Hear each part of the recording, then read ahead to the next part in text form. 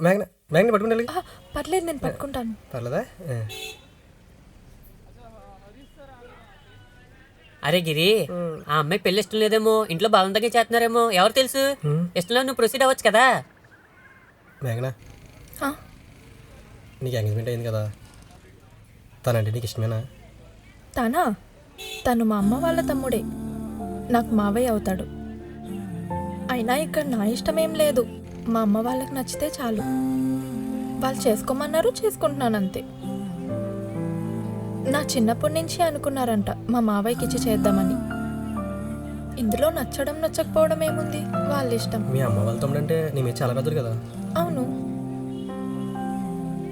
మావయ్య, హలో. మావయ్య, ఇంట్లోనే ఉన్నాను.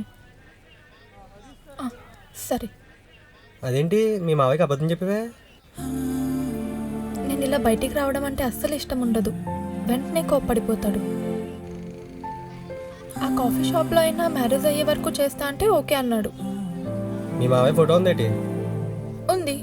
చూపియా మహానుభావుని.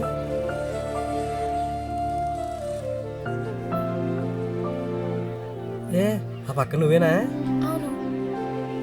హాఫ్ శారీలో బయలు ఉన్నా తెలుసా? నాకు చాలా ఇష్టం అలా హాఫ్ శారీ కట్టుకోవడం అంటే.